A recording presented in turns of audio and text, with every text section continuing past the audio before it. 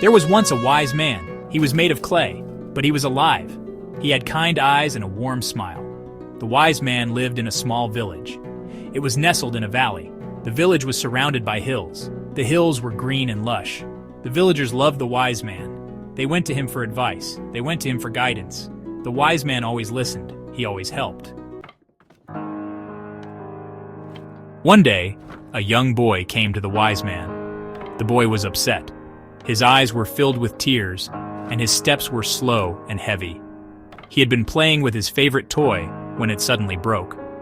The boy didn't know what to do, so he sought the advice of the wise man who lived at the edge of the village. He was holding a broken toy. The toy, once vibrant and full of life, now lay in two pieces in his small hands. It was a toy that had been with him through many adventures, a constant companion in his imaginative world. It was his favorite toy. The colors had faded over time and it showed signs of wear, but to the boy, it was perfect. It had been a gift from his grandmother, and it held a special place in his heart. "Wise man," the boy said, his voice filled with sadness, "my toy is broken." He looked up at the wise man with pleading eyes, hoping for a solution to his problem. "I don't know what to do." The boy's voice trembled as he spoke. He had tried to fix the toy himself, but his efforts had only made things worse. He felt lost and helpless. The wise man smiled gently. His eyes twinkled with kindness and understanding. He had seen many broken things in his life and knew that sometimes it was not about fixing, but about understanding. He took the toy from the boy. His hands were steady and sure as he examined the broken pieces. He turned them over, looking at the cracks and the worn edges. He looked at it carefully. The wise man took his time, not rushing the process. He wanted to understand what had caused the toy to break and how it could be mended. "Everything breaks," the wise man said softly. His voice was calm and soothing. He wanted the boy to understand that breaking was a natural part of life. It is the way of things. The wise man continued, explaining that everything in life, no matter how precious, would eventually show signs of wear and tear. It was a part of the journey, but that doesn't mean we stop loving them. The boy listened intently, his heart beginning to feel lighter. He realized that even though his toy was broken, it still held all the memories and love it had always had. The wise man's words gave him a new perspective, and he felt a sense of hope and understanding. Another day, a traveler arrived in the village. He was lost and weary. He had been traveling for many days. He was searching for his way. The traveler saw the wise man sitting under a tree. The tree was old and strong. It provided shade from the sun. "Excuse me," the traveler said. "Can you help me? I seem to have lost my way." The wise man smiled warmly. "Sometimes," he said, "we need to lose our way to find our path." Not everyone liked the wise man. In a quaint village nestled between rolling hills and lush forests, there lived a wise man who was revered by many. His wisdom was sought after by villagers far and wide, and his counsel was considered invaluable. However, not everyone shared this admiration for the wise man. There was a potter in the village. This potter was known for his skillful hands and the beautiful pottery he created. His works were admired by many, but deep inside, he harbored a feeling of discontent. Despite his talent, he felt overshadowed by the wise man's reputation. He was jealous of the wise man's wisdom. The potter often found himself brooding over the attention and respect the wise man received. He couldn't understand why people valued wisdom over tangible creations like his pottery. This jealousy grew day by day, gnawing at his peace of mind. He wanted to be admired too. The potter yearned for the same respect and admiration that the wise man enjoyed. He believed that if he could somehow prove his own intelligence, people would finally see him in a different light. This desire for recognition became his driving force. The potter went to the wise man. One day, unable to contain his feelings any longer, the potter decided to confront the wise man. He walked through the village, his mind racing with thoughts of how he could challenge the wise man and prove his own worth. He wanted to challenge him. As he approached the wise man's humble abode, the potter's heart pounded with a mix of fear and determination. He was ready to challenge the wise man, to show everyone that he too possessed great knowledge and insight. He wanted to prove he was smarter. The potter's mind was set on one thing, proving his superiority. He believed that if he could outsmart the wise man, the villagers would finally see him as more than just a potter. They would see him as a man of great intellect.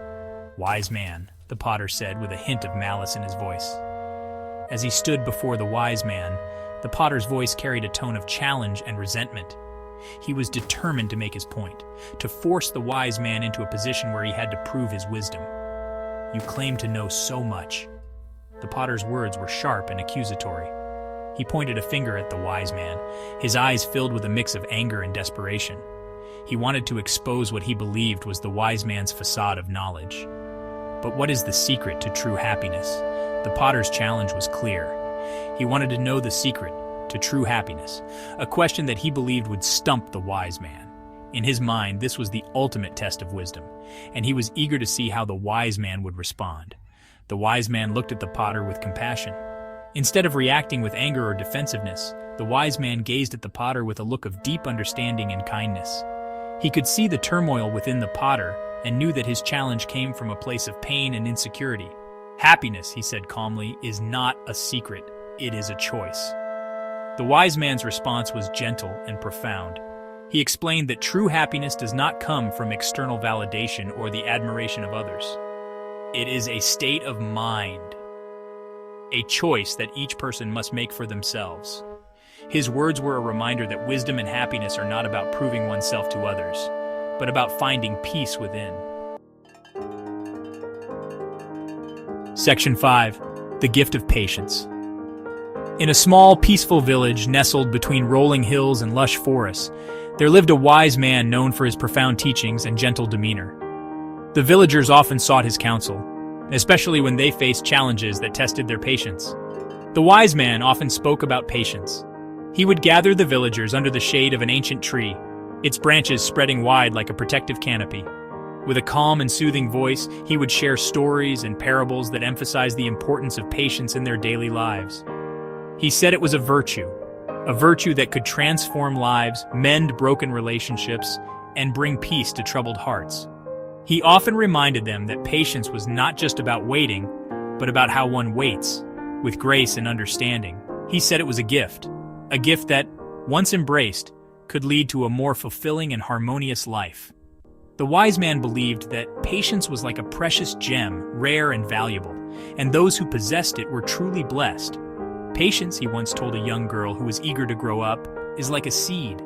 The young girl, with her bright eyes and curious mind, often visited the wise man, seeking answers to her many questions. One day she asked him how she could grow up faster, as she was impatient to experience the world. "You plant it, you nurture it, and in time, it will blossom." The girl didn't understand. She looked at the small seed in her hand, puzzled by the wise man's words. She wondered how something so tiny could hold the promise of growth and beauty. "But I want to blossom now," she exclaimed. The wise man chuckled. He had seen this impatience in many young hearts before, and he knew that it was a natural part of growing up. He gently placed his hand on her shoulder, offering her a reassuring smile. "Everything takes its time," he said gently. "Be patient, little one. Your time will come." He explained that just as the seed needed time to grow into a strong and beautiful plant, she too would need time to grow and discover her true potential. The girl listened, her impatience slowly giving way to understanding. She realized that the journey of growth was just as important as the destination, and that with patience, she would eventually blossom into the person she was meant to be. Section 6. The Power of Kindness. Kindness was another lesson the wise man emphasized. He believed it was a powerful force. He believed it could change the world. "A kind word," he once said, "is like a warm blanket on a cold day. It can bring comfort and joy." He encouraged the villagers to be kind to each other. He encouraged them to be kind to themselves. Section 7. The Lesson of Change. The wise man also spoke about change. He said it was inevitable. He said it was necessary for growth. Just like the seasons change, he explained, so too do our lives. Embrace the changes, for they bring new beginnings. Some villagers were afraid of change. They liked things to stay the same. But the wise man reassured them. He told them change could be good. Section 8. A Wise Legacy. Years passed. The wise man continued to share his wisdom. He touched the lives of many. He helped them find their way.